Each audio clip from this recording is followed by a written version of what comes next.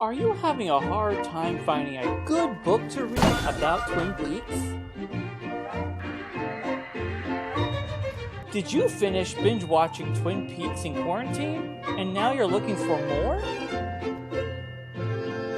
If so, we have the book for you.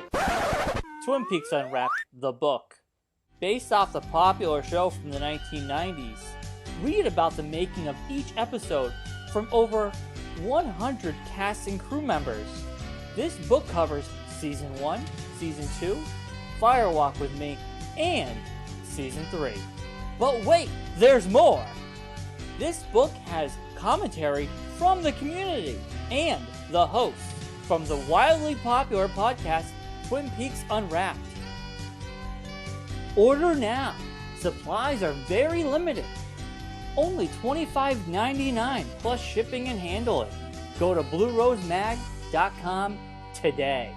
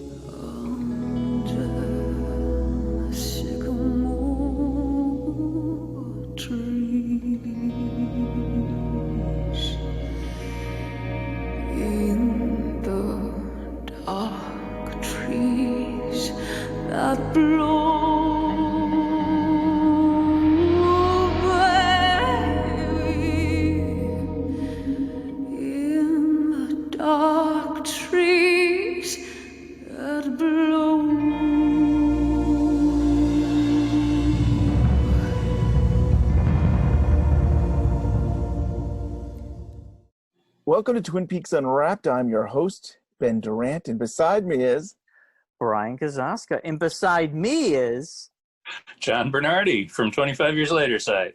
Hey John, how you doing? Yeah, doing all right. How about you guys? Good. It's been way too long. I can't remember the last time we had you on. I mean, it seems like it's been a long time. Yeah, I think it's been over a year by now. Wow. Holy smokes. And it took a quarantine to get you back on the show. Well, you know what? I'm just glad I was able to get on in the last year because I love you guys. I think you guys have been such a part of the community anyway. And, you know, anytime I can shoehorn my way into it, it's like, okay. Happy to do it. And no, I was going to say real quickly, like for people who don't know, who are maybe just got into our show recently, I mean, John, you used to email us when we first started this podcast. Well, yeah, it's kind of a nice bookendy sort of feeling. But yeah, you guys have been here since before it. Well, I mean, I guess it was starting to be cool when you guys jumped in, but like, you know, you guys have been here at the beginning of the Twin Peaks fandom, like the resurgence, and you know, I commend you guys for all the stuff that you've been doing over the years, especially that book. Thank you. But it was awesome to have you as part of the book. Yeah, it was really nice, and I just love the conversational tone of the whole thing. Like you've really told a story. As far as I'm concerned, this is like the bookend with Brad Duke's Reflections, and I think it's just wonderful. I hope this thing really takes off for you for like the next 25 years and on and on and on. Thanks, John. One of the classics. Thank you. Yeah. So we've got you on today to talk about your article that, it was probably a little over a month ago that you did an article for 25 Years Later called Gratitude, Respect, Compassion, Yep. Twin Peaks. And boy, this is, I feel like this is the time that we're living in right now that we need articles like this. So I'm so glad that we can talk to you about this. Figured I'd just start it off, being grateful to you guys and so on and so forth. But yeah, I mean, it's definitely in the air. I know Andrew Grievous and John Thorne did an article like while I was already working on this. So I'm glad it's in the air. Mm-hmm. And those guys were absolutely spot on that there's a lot of compassion in Twin Peaks. And I think it actually goes outside of Twin Peaks into like even how Lynch and Frost made Twin Peaks. Isn't that something? So you see both of them being compassionate and gratitude coming from Lynch and Frost? Yeah, like just the way you see their influences like being put on display. Like, I mean, you see it everywhere. There's the Wizard of Oz references all the time. I mean, that's nothing new for Lynch. But then there's like the Kubrick style that like everybody was talking like, was it in there? Was it not? And Jacques Tati and the Cocteau's Orpheus is like visually referenced in part 18 and well part 17 too, and being there, everybody's talking about all these connections, like even like references to the Coen brothers and Tarantino and everything. Like you can see all these references even with Billy Wilder's Sunset Boulevard being in there. And it's kind of like Lynch said to Wilder, thank you for the use of Gordon Cole's name and the influence of like that specific movie on Lynch's storytelling instincts, and like he puts it right in Twin Peaks. Yeah. And I just see that all over the place with the gratitude that Lynch and Frost like put into the script, put into their stuff. What I've been focusing on for Twin Peaks since the show ended was basically how you shovel yourself out of your shit, and you get out of that middle point that all the characters seem to be stuck in. Whether it's Nadine or Norma, it's like everybody has these repeated cycles in Twin Peaks, and it seems like everybody's stuck in darkness. But if you can get past that, if you can see through like to the end of their cycle, like when they break through their trauma, then you can kind of see what they do afterward. And the first thing Nadine does is she thanks Dr. Jacoby for all the help he did to get her to the point of where she is, and then she thanks Ed. The first thing Cooper does when he wakes up is he thanks Janie E and Sonny Jim for the love that they gave him. It's like there's all these things about like once you wake up out of the delusion that's holding you back, once you break through that negative energy and that darkness, you can finally say that you've shoveled yourself out of your shit, and you can start thanking everybody for essentially. I know I say it in the article, but to paraphrase Mr. Rogers, the first thing they do is they thank the people who loved them into being who they are.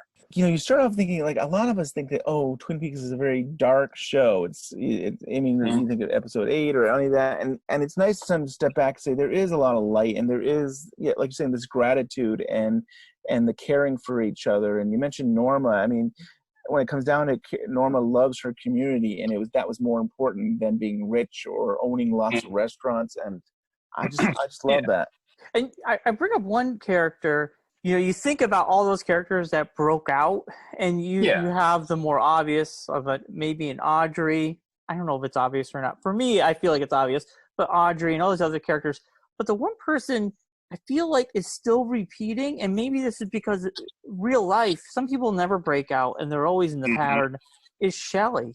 I never felt Shelley broke out. John, do you have any thoughts on her? I think the very last scene she was in was that conversation she had with Becky over the phone, and about like don't worry about Steven. It's like, I know you're upset, but come over here and have some pie and we'll talk.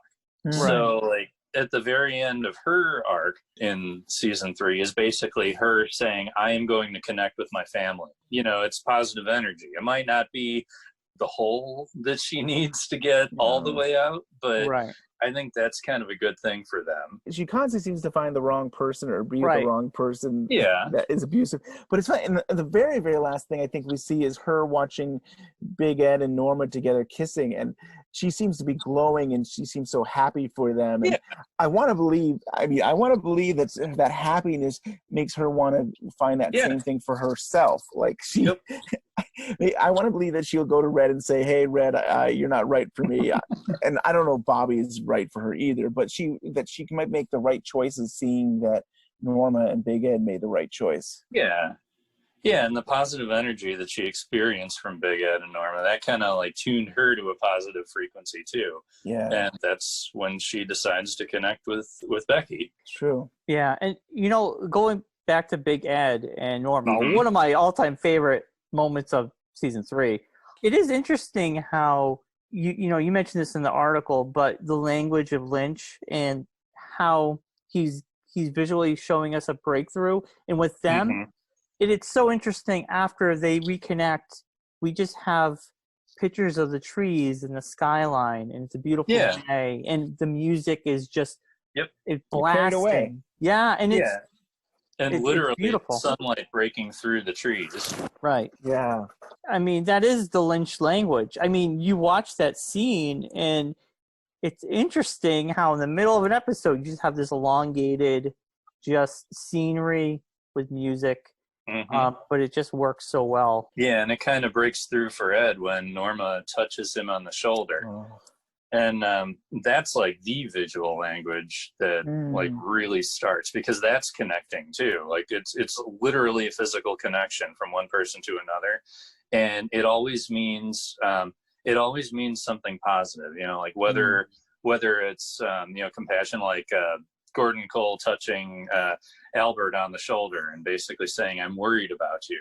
And then there's Lucy and Andy putting their hands on the shoulder of Wally Brando, and he might be crazy, but he's also well adjusted to the point where he wants to come from a positive place the whole time, and he's doing that while being literally supported by both his parents, by basically saying, "We love who you are." And it's like that's how Norma started, by touching Ed on the shoulder when she comes into frame, and that's like literally how we see it start. It's just all over. And one of the ways I see that describes the showing of gratitude in Twin Peaks season 3 is that one scene with the slot addict lady and the Mitchums over in that one place, because that's like a twofer about gratitude, because the Mitchums, they were like ready to kill Dougie and everything,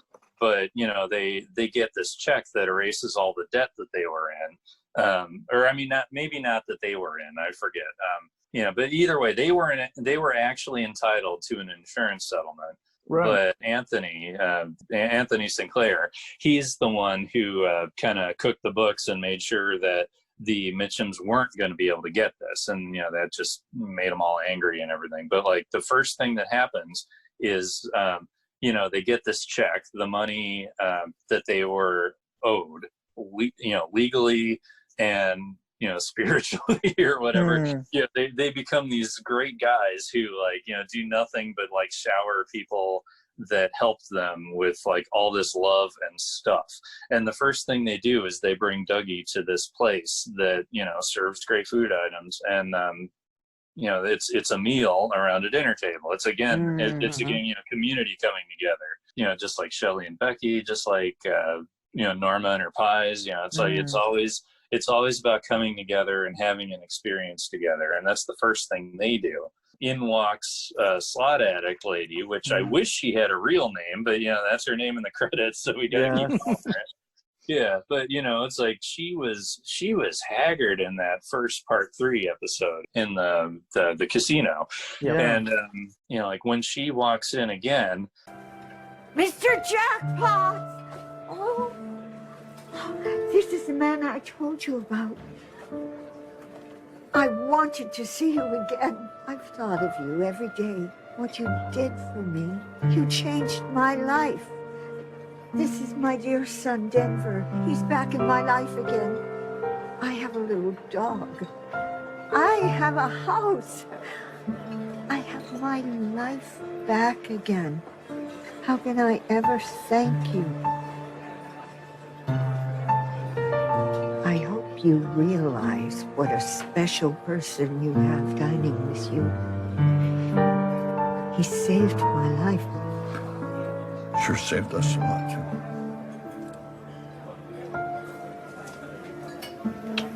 Thank you. Thank you, Mr. Jones. I'm so thankful I got a chance to say thank you again. Thank you again.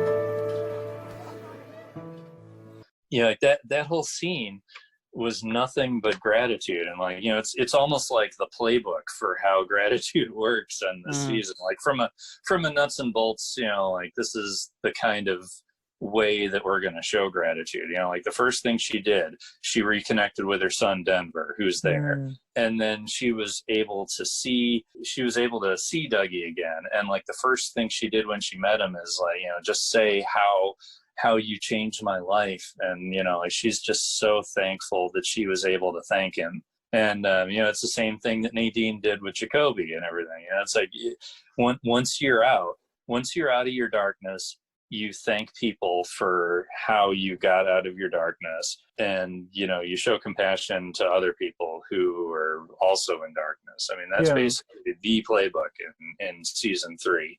I agree. And it's interesting with Dougie. Dougie is like oblivious to what is going on. And sometimes maybe that is the greatest thing of compassion and being grateful and giving is sometimes you're not expecting anything from anybody. You're just doing these acts that you think are right. Or, I mean, like I said, Dougie doesn't really know. Dougie's thanking him. He doesn't even really get it. At least consciously, he doesn't seem to get it. And at the same time, I think there's an essence of Cooper in these people's lives that he is subconsciously helping these people. Yeah, that kind of goes in.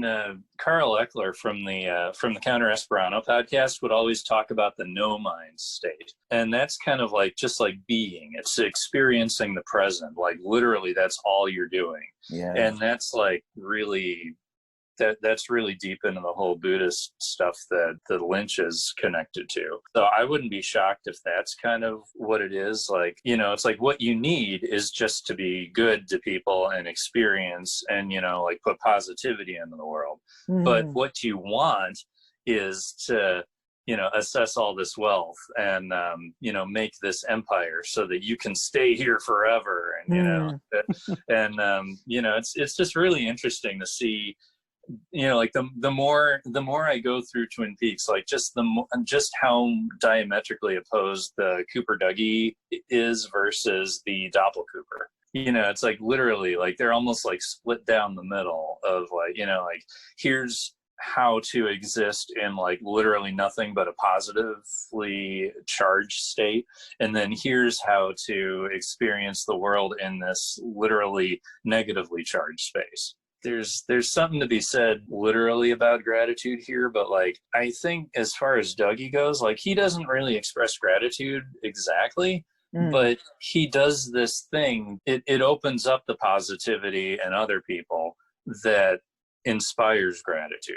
Janie E too also has an experience. I can't remember. I think you mentioned in the article that she becomes she's grateful that he got money for the house and stuff like that. But I think he really did connect with her and she was thankful for it. I feel like Dougie was the better husband than her husband before. For sure. Oh yeah, absolutely.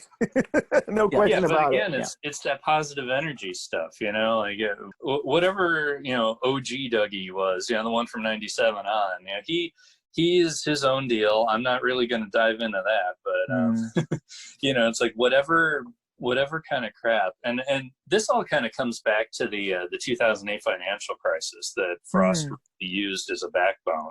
And you know, he used Vegas because he loved he didn't love it, but all the housing developments and everything that were being built on Vegas, like at that time, like, you know, nobody can live in them. So like, it's like a never lived in ghost house. Add that whole Vegas thing into Lady Slot Addict and Janie E and the Mitchums. You know, it's like everybody is saddled by all this money they don't have. And the second Dougie comes in, you know, the first thing he does is he gives Lady Slot Addict a whole bunch of money, and then we find out she's like better with her family. And then the next thing he does is he brings a whole boatload of money home to Janie E, and then like all the stuff, like the root of her worry goes away. So like then she can kind of start from scratch, and like that was like her big moment of disruption, and then like she can start seeing things from a positive angle too.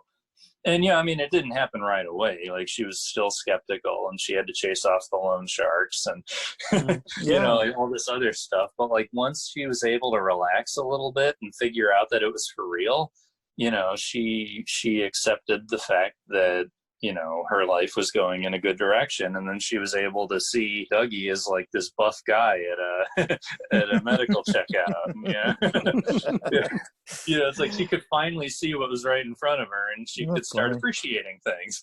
Right. Right. So true. I was telling Ben before we were talking to you on the show, you know, I read this last week, and I'm like, well, you wrote this about a month ago, 29 days ago.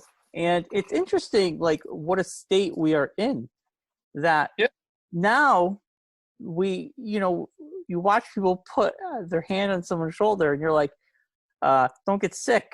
Like, I watched a show or a movie. Social distance. We got 6 feet apart here. It's so weird because, yes, touch is very important to us as a society and as human beings. Touch is very important, and it shows you everything you just talked about. And we live in a world now that we cannot give that touch. But Dougie was able to help the slot addict without touch. I mean, there's things we can do. We can point people in the right direction. We can help out in other ways. Yeah. I mean, we're finding new ways to connect with people, to touch them in different ways without touch. But ultimately, you miss it, and it's weird. It's just so weird. Like, for example, I visited my mom outside in her backyard. We sat across the table. Usually my mom's like, give me a hug, you know, all that stuff. But it was just sort of like, okay, I'm going to leave. My mom's like, bye. And there was none of that. Like, so it's just like a weird world you live in. And this article, it's just like, I don't know, it has more love, like more meaning now. Than ever, I think. I think the touch on the shoulder and everything like that, it's a visual language, because I mean, Twin Peaks can't actually touch us on the shoulder, but you know, it like it is and like it sounds, you know, it's like we still absorb the message anyway, even if it can't physically do anything to us. It's like the hand on his shoulder for Lynch, it's more like a brush stroke, you know, it's like that's just like the technique he's using to convey an information that he's giving to us, even though he can't touch us on the shoulder. And honestly, it's kind of like how you guys are doing it, you know, every Monday, or, you know, every various Monday, like, you know, however frequent or infrequent, you know, it's like you pop up in the podcast feed, and, you know, you kind of, you know, it's like saying hello and give me a little tap. I feel like now more than ever, artists and art and creators, this is like us touching each other in creative ways. And like a podcast, your favorite podcast, voices coming into your ears that week lifts you up a little bit, or a video online or anything. Like it's interesting. We are touching each other in a different kind of way, and because we all want to get out of this together, and healthy and happy. So it's like it's interesting. I mean, you make a great point. We are visually touching each other now, and it can just be as emotional as a physical touch. You guys probably didn't see Parks and Rec special, did you? I did see I that. did. Not all the way. I thought that was so sweet. Still, just to see all of these actors come together and play their characters again. And I still thought it was kind of, I don't know, it was kind of like, oh yeah, back in the day we had these shows and they were, you know, I thought it was fun. It was just something sweet. I was glad that they could get them all together, even if it's through Zoom or Skype or whatever they used. It was the first time I was like anticipating watching something on NBC exactly what it happened. I turned it on. I mean, I enjoyed seeing all their faces. It made me laugh. You know, and I think for me, like, I get excited when Saturday Night Live does their at-home stuff because I just want to laugh. Like, I just forget about everything and laugh. So yeah, I mean, you know, Twin Peaks. David Lynch has always touched us because he's a wonderful artist, and his art has always moved us in some way.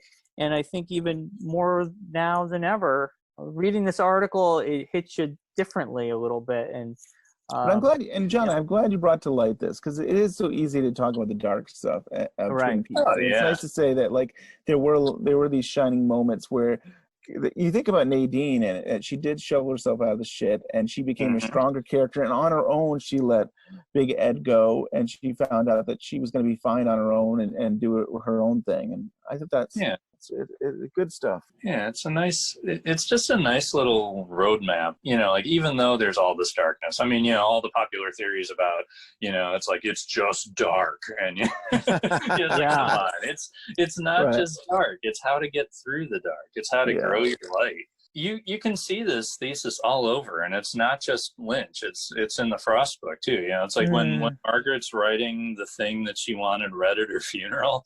It's like she does this part where it says, like, when darkness comes, just as you would at night, hold the light inside you.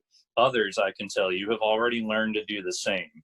In time, you will learn to recognize light in yourself and others.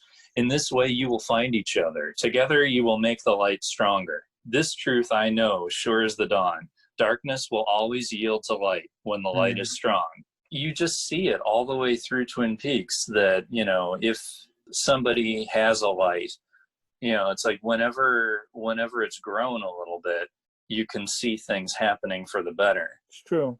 When I think of season 3, you always think of the darker tones, the grittiness, and it's probably the more popular things to talk about because it's very interesting.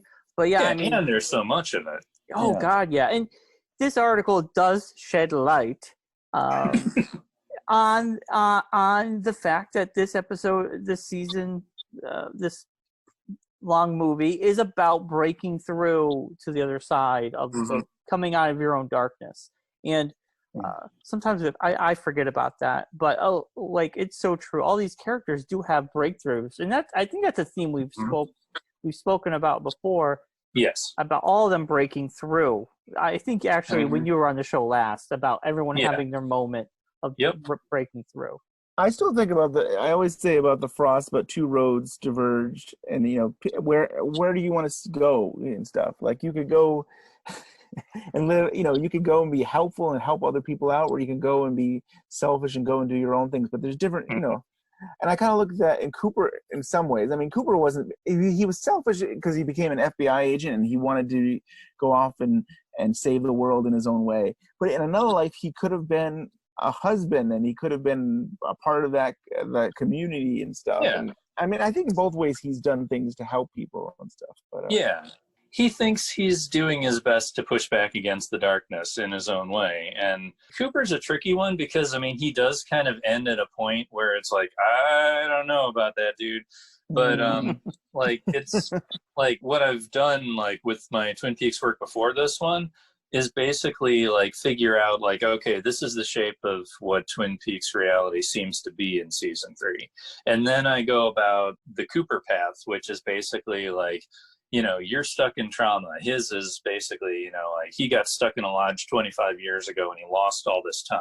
How do you break through that? And I think at the very end of Twin Peaks, you're basically saying that he's finally at his breakthrough point when Laura's whispering to him in the lodge in the final credits. And like, he's at this point now where he gets to decide, is he going to start shoveling, and is he going to start doing all this, is he going to show gratitude to everybody and start like reclaiming the positive aspects of his life, or is he going to get stuck in the dark like Sarah Palmer and just be lost to time like Philip Jeffries and like never get out?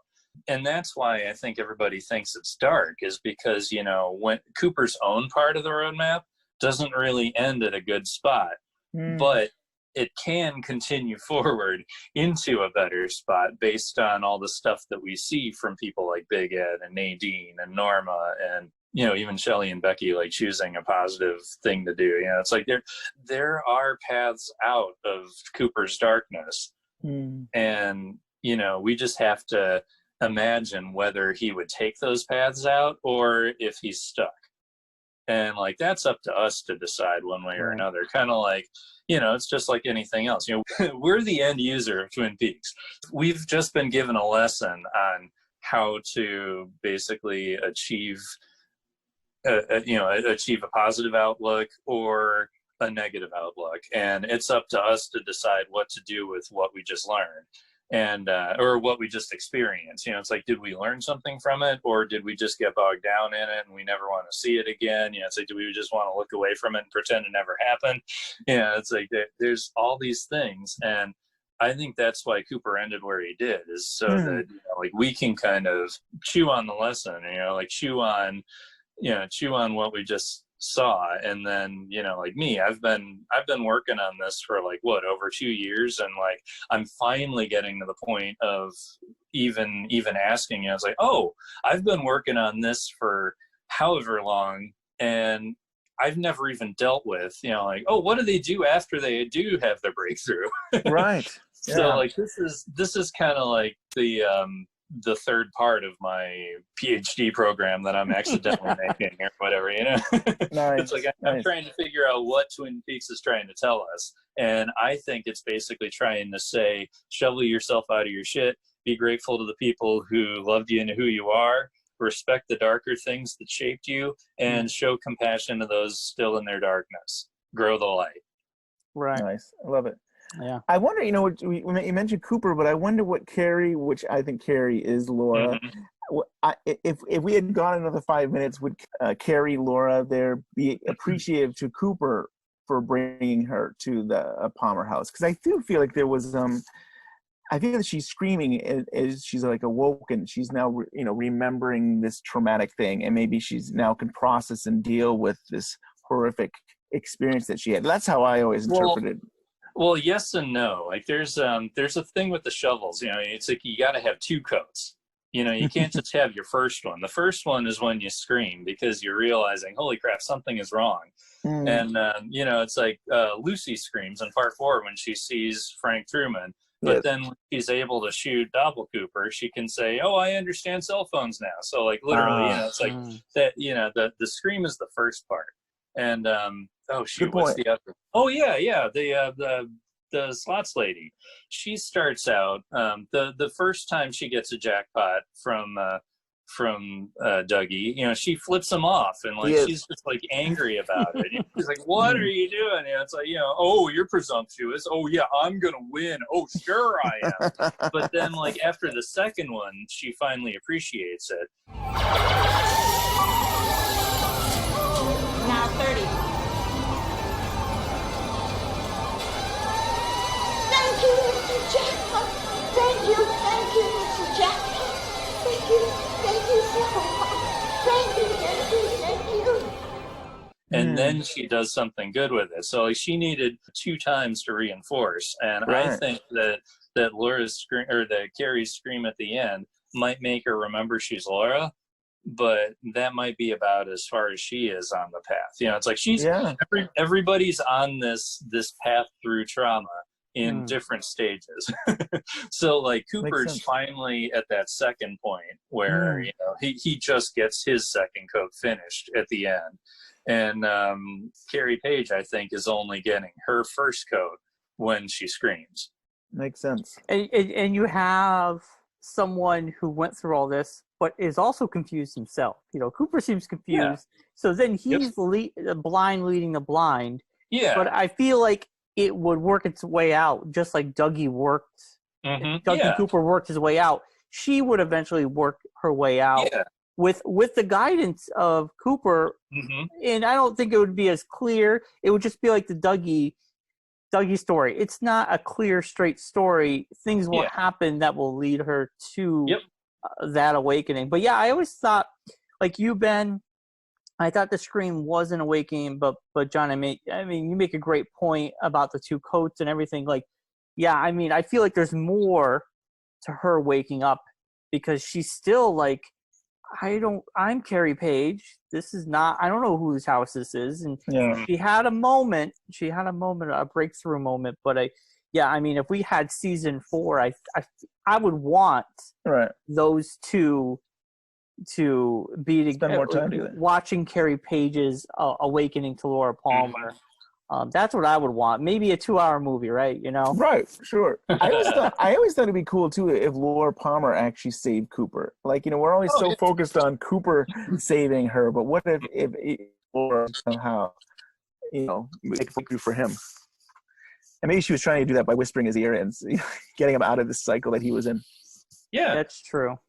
Yep. I'm convinced that they're kind of like they're kind of like doing a double helix thing around each other, like while they're stuck in the lodge. And you know, I really do think that like once one of them gets out, then like their cycle will be broken and they'll be able to get out. Yeah, totally. I mean, that's why I think Cooper's doing what he's doing, bringing her. Like he knows, I gotta bring her, I gotta show her. And then there's that confusion he has because things have changed. So now he's off his game. She's having a moment. And I think you just end the show and we're all like, now what? Now how do we end this in our own heads, you know? And that's what makes it so great. If I had to guess, I think that you can't force somebody to reconnect with their family. They have to choose to reconnect with their family. So I wouldn't be shocked at all if there's a continuation that Laura really does try to reconnect with Sarah and Leland and like some kind of, like even if it has to be in lodge space, well, I mean, obviously it would have to be, but I would not be shocked if that they get back together because I mean, the family thing again. Right. And yeah, I mean, she was forced to go in there, but to be strong, it's like you want to bring in your family. And right. I mean, that's even in the meta aspect. Yeah, I mean, you've got Frost's son, Travis, I think. And he's a guy. He's one of the kids throwing the ball that calls for help when they see Miriam crawling out of the forest. And Mark Frost is in there, and he's calling for help because he sees Stephen and Gersten in the forest. Warren Frost gets called for help as doc, as the doc. True. They're all in there. I mean, it's a family thing. Right. And Lynch, his son's the one who calls for Billy, like going into the restaurant, and then he's playing in the band, and then of course Lynch is Gordon Cole, and then you've got Lynch's father represented in that statue of the lawman with the gun. And it's Austin from second season there as the little, the magician, the little boy there, the grandson. Yeah. It's like you bring your family together, and you make sure that like you grow things together. And it's just crazy how it's also circular from the meta all the way down to the plot. Yeah. And I really thought we were going to get more Palmer family because, you had the Missing Pieces Blu-ray and you had Between Two Worlds, and you had Lynch and the Palmer family sit down together. Yeah. And you had two parts, one as the actors and one as the characters. And I just thought, this is like a sneak peek of what season 3 is going to be. And not really. Yeah. Well, they're not ready. They're not ready. Yeah. Yeah. I mean, Sarah, she's basically, she's allowed herself to be inhabited by this crazy ass thing that like takes her face off and like eats people. It's like Sarah's not ready for one thing, and Laura's not ready because she's basically missing, possibly because Dale like takes her out of the time stream or whatever. But it's like that they didn't have a chance because it wasn't that kind of story. This one was all about Dale. Yeah, true. Yeah, Sarah, I always thought, for me anyway, I mean, tell me what you think, John. She's living in her darkness. I mean, to go with this whole theme, and no one's there to really help her. She's kind of by herself.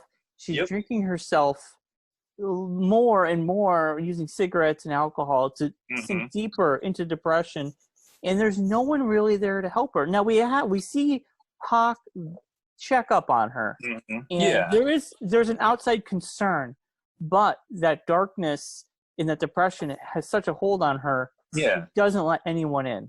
Like, she doesn't even let him in. Yeah, she's unwilling to accept help. Yeah, to me, it's like that's the dark part of the story where there is no light. But at the end, when she's smashing that picture, is that, I mean, maybe we hit upon this before, I can't remember, but what do you think, John? Is that her having that moment like Carrie Page? Is that a moment from her that could be emerging, or is that just going even deeper? I think it's going deeper. It's like, it's literally trying to break apart a family connection, and it's literally trying to like break apart something that happened. I don't know. I tend to think of of the dream and lodge space and all that is like this negative delusion that's just kind of draped over what's actually happening. And you can either choose to believe what's actually happening and work your way through it, or you can go further into this delusion and look away from your problems and look away from where you're at, and then you just get lost. And I think she's just like disconnecting more and more and more and more, and like trying to break apart that photo, that iconic photo of Twin Peaks. You know, it's like she's just trying to not even be part of it anymore. Yeah, I mean, that's it's a powerful scene. It is very like telling, and I always go back and forth. I'm like, is she breaking through? But yeah, I mean, going deeper to me makes more sense. Yeah. Because she's destroying her daughter. She's destroying everything. Her life has been destroyed, and is there coming back from that? I mean, I guess that's a question for another time. Like, we don't know. I mean, Lynch didn't want to go there. Like, I do think it mirrors season 1 with Leland, and he's dancing with the frame, and then Sarah's trying to take the frame away from him, and they smash the glass. In some ways, it seems like it mirrors in some ways. Yeah. Yeah, except then there's also that added thing where it's like it's actually forward and backward breaking. Yeah, you know, it's true. Like it never actually gets broken. You know, it's like it starts you, but then it reverses, and then it gets broken, then it reverses, then it gets broken, then it reverses. You know, it's like she's trying to literally do something that is impossible to do, which is kind of like the fact that happens right around the same time that Dale tries to take Laura out of the time stream. You know, it's like he's trying to do something that you literally can't do. Right. You know, it's like it's like I see the fact that like they're happening right at the same kind of converging point of the story anyway. She's just trying to do something that she shouldn't be doing, and that's a way of saying that she's going like full on negative. Yeah, I mean, there's got to be a positive for every negative to counterbalance what's happening. So yeah, I mean, I always thought that too. Like what's happening with Cooper, we have like a bunch of parallels. I know people on YouTube put these scenes together where they thought they were all happening at the same time, and I kind of believe that too. I kind of feel like when the girl in the roadhouse falls to her knees and she's like freaking out, is parallel to when Cooper falls to his knees and he puts the fork in the electric socket. And that's interesting how Lynch did that. We get these little pieces of the puzzle, and you know, people did lay it out for us on YouTube, which was really cool to see. I mean, obviously they've said no, but I feel like they're covering their tracks. They don't want to come out and say anything. But I think that's more like just visual language again, you know, like the hand on the shoulder. It's the same kind of thing, you know, like where the angle of approach on Ruby, the screaming girl in the roadhouse, you know, it's like she did a scream though. So like she's only at the point of like, oh God, something's wrong. But like she doesn't understand, you know, she's not there to understand yet. She just knows something. Right. And when Dale was doing that at the light socket, he actually did understand something. Like that was a point where like he was actively choosing to, you know, connect to the electricity. Good point. And kind of restart, you know, it's like he chose to do that. Whereas like Ruby, like she just exploded because like there's nothing left to do. Like when you're not ready to understand, you just have to like explode your energy somewhere. Yep. Yeah. Yeah. Like you said, it goes right back to the visual language of Lynch, and it's so cool. You know, you almost get yourself trapped. I get trapped just thinking about all this and how it just goes around and around. Yep. Yeah, I'm recording all my older work 25 years later so that we can have the audio versions for Patreon subscribers. And just like some of the things that like I was writing about before the series even started, you know, it's like I'm still looping through the same material over and over, but it's just like Twin Peaks, you know, it's like the more you get, the more lateral it spreads. You know, it's like it never really goes too far forward, but it goes deeper and the understanding gets more rich. And like, it's just, it's so cool to like have a record of, of my thoughts through all this, and then have the opportunity to actually go through that process and like just like see what I've learned and what I haven't and what I've forgotten. You know, it's like there's so many things about Twin Peaks that's just like magic. Yeah. So true. So true. Well, I'm so glad you're recording that for 25 years later's Patreon. I think that's so cool. And speaking of Patreon, John, I mean, how is that going for 25? How do people get into the Patreon for 25 years later? Oh man, you know what? I've been so busy doing my part that I think like there's an audio articles section where you can definitely link to it. Like if you go up to the menu and you go to the audio.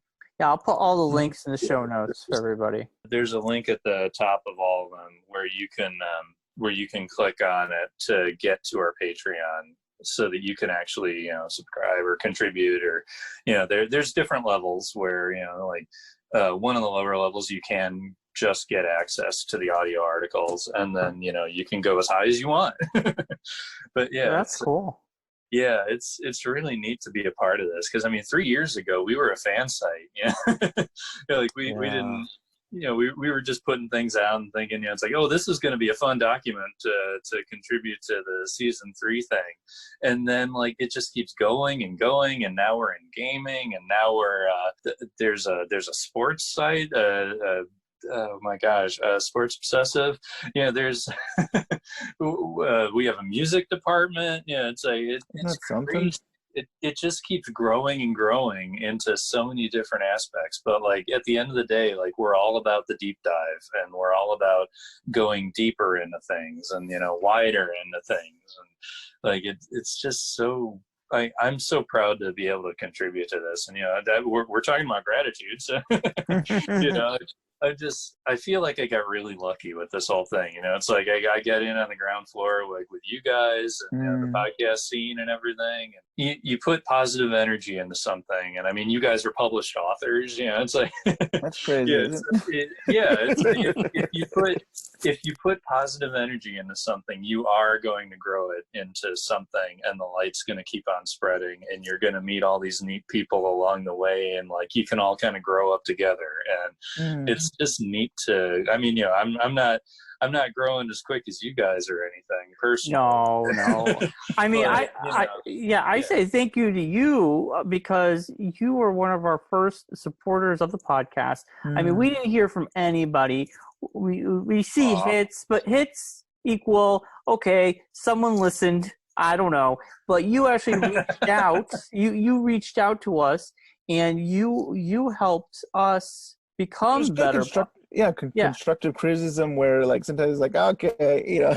Yeah, you helped us become better podcasters, because you know, we were just doing the best we can, but you were like, hey, I want you guys to be even better. And I mean, we needed to hear that. And I mean, thank you, John. Yeah, we thank you. And also, just 25 years later, I mean, our partners. Yeah, I mean, it's great to see you join forces with that. You became part of them, and then you are flourishing. I mean, your articles are amazing. Your deep dives are like amazing. It's like, it blows my mind, and it's something I could never do. But for me, I read your stuff, and it just seems like you do it effortlessly. Obviously, you put a lot of effort into it, but to me, it's like magic. Well, and everybody looks like that at the end. Yeah, I mean, everybody at 25 years later, you guys are all so talented. You know, they're friends. They're good people, and we're so lucky to be able to work with you guys. Yeah, it's been a great partnership. Yeah, it really has. Like it's kind of magic, you know. It truly is. It's so weird. Like, you know, we started, and then like 25 years later, you know, they started, and everybody, like, now we're all doing really great things, helping and creating and inspiring others to keep creating. And isn't it crazy to think that, like, you know, I mean, it's been really almost 3 years since the return, right? Season 3. We're getting close to that, I guess. Yeah, we pretty much are 3 years. Yeah. And so, like, you know, who knew we were going to keep on going? I mean, it's been cool. I know. I know, it's crazy. Like, who knew there'd be enough material? And you guys are just focusing on Twin Peaks for the most part. So, or the careers of and Frost. It's like technically the well isn't like super deep, but you guys could keep going for like another 10 years and still be finding new aspects, right? Oh man, no. We need a break. No, I understand. Yeah, we love it. I mean, we got a lot on our plate for this year. I mean, we have a lot coming up. Well, heck yeah. It's. So we don't even know if we're gonna fit it all in. It's it's still kind of we'll take it day by day. We're taking it day by day with the way the world is now. I mean, our show originally was going to end at the end of the year. If it spills into next year because of this pandemic, that's just the way it's going to be. I mean, we can't control everything here. So it's been a fantastic ride, and we'll always, even when like we stop officially, if Lynch does something or there's something worthy to come back, we will. I mean, we're not going to close that door forever. We'll be back for season 4. Yeah, we'll be back for season 4. Yep. Anything else we want to share? I mean, this has been a great article. Can you share with us what you're working on next for 25 years later, or is that still top secret? Oh, it's not exactly top secret, but yeah, I mean, I'm going to keep on going in this general area, but like right now I'm thinking, like, as far as Twin Peaks goes, I'm probably going to be focusing on Fire Walk with Me because, so the crowd that absolutely adored Twin Peaks and then like season 3 just like rubbed them the wrong way, like Matt from Twin Peaks podcast, that sort of thing. That's kind of what happened with me and Fire Walk with Me. It's like I wasn't against it ever, but like it was so far different from the soap opera format that the first 2 seasons did that like it just felt like this completely different alien creature. And like I wasn't able to really do too much with it in the past, and like really it took Secret History of Twin Peaks with like Mark Frost incorporating the owl ring into it, and like just having more mythology to work from that finally got me to to be able to say that Fire Walk with Me really is part of the same universe as Twin Peaks as a whole. And I think it's high time that I dive into that and try to figure out things like the Tremont painting and like Philip Gerard and like all this stuff. Yeah, it's a lot of stuff to work with. Oh, I love Fire Walk with Me. I'm excited to read that, John. That's very exciting.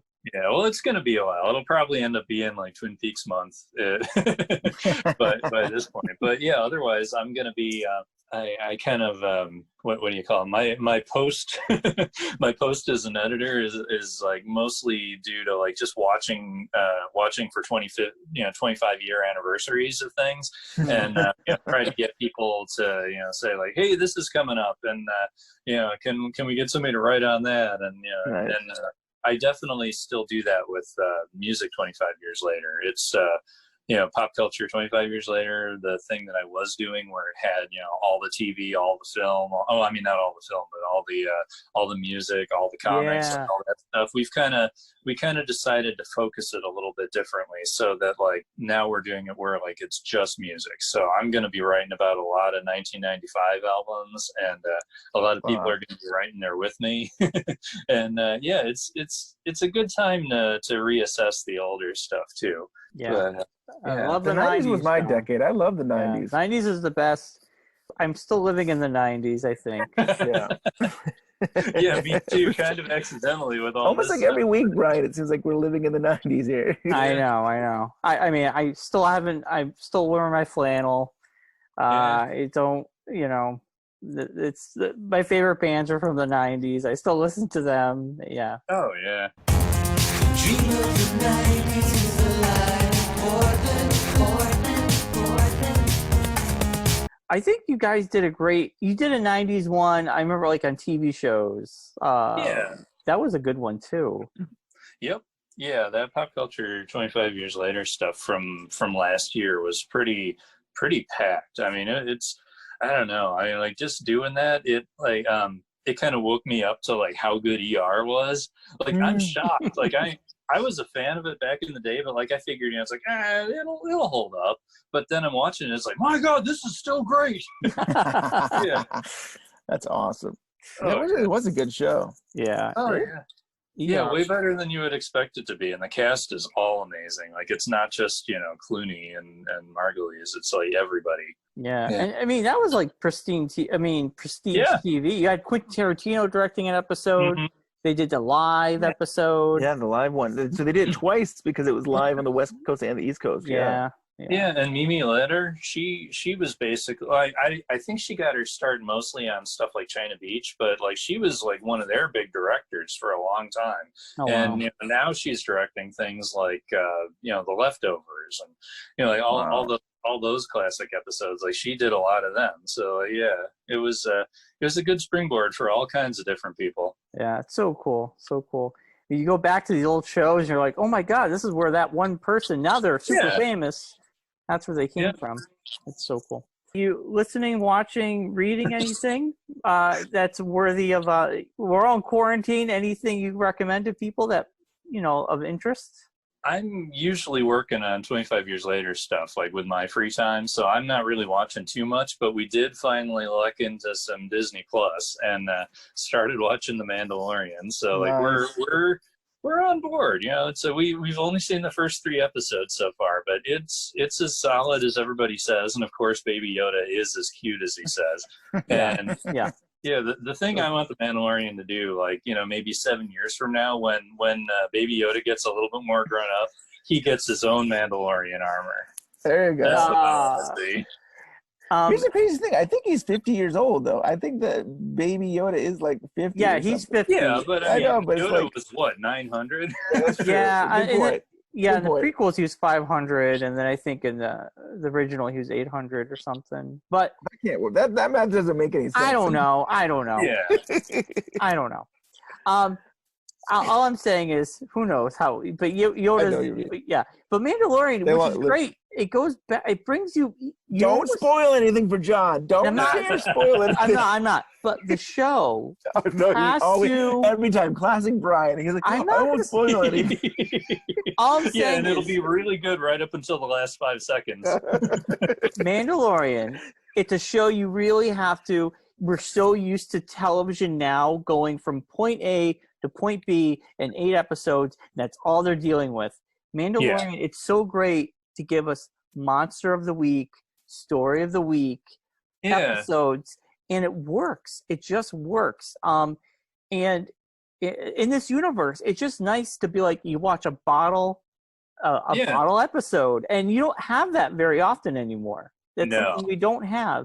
And it's kind of nice. I mean, X-Files tried that, and for some reason, it just didn't work for me. Some episodes work better than others, but it's like Mandalorian. There's a line that's still happening, and we know that Baby Yoda mystery. Don't you dare! Is the line? It's going through. So enough. No. Yeah. X-Files. It was like X-Files. See the last season of X-Files. It was like, here's the setup. Next episode, we forget everything that just happened. The next 7 weeks, we're going to tell 7 stories. And then everyone's sick. And it was weird. It was like they ignored. It's like, no, you got to have a line through that pulls you through. But well, honestly, they've rebooted their own mythology like since season 4. So I mean, they've got a giant history of being like that. I know. It was just frustrating, and I'm only using that as an example where Mandalorian's doing it the right way, where X-Files failed.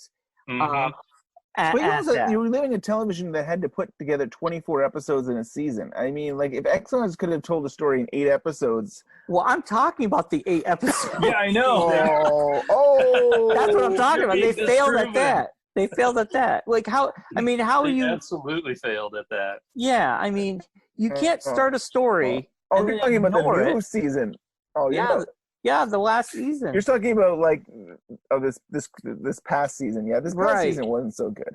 Yeah, I mean, and then, oh man, we're gonna go down a rabbit hole because then we can say that last season they kind of wiped out the whole end of the season. I don't know. Oh no! But Mandalorian, John, you're in for a treat. It's a great ride. It's just fun. It's just fun, and that's all you want from it. And it's just fun Star Wars. So enjoy. I am. Stop there. Just stop right there. I am actually like jealous that you're enjoying it for the first time. I wish I could rewatch it and forget everything I saw and enjoy it for the first time again. But yeah, very enjoyable. More is coming in October, supposedly. So season 2. Yeah. Yep. Yeah, it's already filmed, so it's not gonna get stopped at all by all this. That's great. Yeah, that's very exciting. I have spoken. So, John, how can everybody find you on social media? Oh man, well, I don't do Facebook really. I'm on Twitter. I do love Twitter. It's always been fun for me. But that's at JPB_littlegreen. Yeah, I'm trying to think. I think that's it. That's good. Yeah. Otherwise, find me at 25 Years Later site. And that's what I like to do. I like to go to the 25 Years Later site, go to the team section, find your name, and I can find all your articles under your name. And that's the numerous. You can spend a day just reading John's articles. Gratitude one is wonderful, and like we've said, in these times, it's kind of nice to hear about a positive message like that. Yeah, and I appreciate that. In a moment of in a day of darkness, John Bernardy's article is a shining light, I think. We're all shining lights, I think. I think everybody, we're all shining lights. We're breaking through the darkness, and we're all going to lead each other to the other side of this pandemic. That's neither here nor there. If you like what you heard today, give us an email at twinpeaksunwrapped@gmail.com. Like us on Facebook, follow us on Twitter, subscribe to us on iTunes, give us a 5-star review. And we're on Google Play. And Friday nights at 8 p.m. Eastern Time, we do cast. And the links are in our show notes. And we're watching Twin Peaks, right? We're watching Twin Peaks. We're in season 2. Yeah. And we do 2 episodes a night. When this episode comes out, I couldn't tell you what episodes we'll be watching that Friday night. But social media, we always post that. It's a great time. We just chat. And Ben streams Twin Peaks. We have nice little opens we pre-record, and we have commercials, and we have like old Twin Peaks things in between. Sometimes we do deleted scenes. We do all kinds of little extra things that we do. But it's a good time. It's a lot of fun. So if you need something to do on a Friday night, you're stuck at home, like all of us, join us on Cast. It's free. It's fun, and we're always there. So with all that being said, John, it's been a great show, and everybody out there will be back in a week or 2. See you soon. Good boy. All right. Melanie. Oh, hey, Jason. Hey, what's going on? Not much. I didn't know you were back in L.A. Yeah. Had a pretty amazing trip. I mean, it was unreal. Really? I can't wait to hear about it. No, I have, a lot to tell you. What is it? Come on. Do you remember the 90s? Yeah. People were talking about getting piercings and getting tribal tattoos. Yeah. And people were singing about saving the planet and forming bands. Yeah. There's a place where that idea still exists as a reality, and I've been there. Where is it? Portland. Oregon? Yeah. Dream of the 90s is alive. Portland, Portland, Portland. Dream of the 90s is alive. Portland. The tattoo ink never runs dry. Remember when people were content to be unambitious, to sleep till 11, and just hang out with their friends? I mean, they had no occupations whatsoever, maybe working a couple hours a week at a coffee shop. Right. I thought that died out a long time ago. Not in Portland. Portland is a city where young people go to retire. Dream of the 90s is alive. Portland. All the hot girls wearing glasses. Yeah. Remember in the 90s when they encouraged you to be weird? It was just an amazing time where people would go to see something like the Jim Rose Sideshow Circus and watch someone hang something from their penis. You could grow up to want to be a clown. Like, people went to clown school. I gave up clowning years ago. Well, in Portland, you don't have to. Dream of the 90s is alive. Portland. Stay till 11. You'll be in heaven. dream of the 90s is alive in Portland. The dream is alive. So from what I can surmise from what you're positing, it's like Portland's almost an alternative universe. It's like Gore won. The Bush administration never happened. Exactly. In Portland, it's almost like cars don't exist, right? Yes. People ride bikes or double-decker bikes. They ride unicycles. Yes. They ride the tram. They ride skateboards. Yes. Dream of the 90s is alive in Portland. My flannel shirt still looks fine. Dream of the 90s is alive in Portland. The dream of the 90s is alive in Portland. Portland, you can go to like a record store and sell your CDs. Turn that dirty clown frown right upside down. In Portland, you can put a bird on something and just call it art. The dream of the 90s is alive in Portland. The dream of the 90s. Hey, I made it. Yeah, you're a little late. Sorry. You're also a little San Francisco right now. You know what I mean? Try to. Sorry. Much better. Welcome to Portland. Thank you. The dream of the 90s is alive.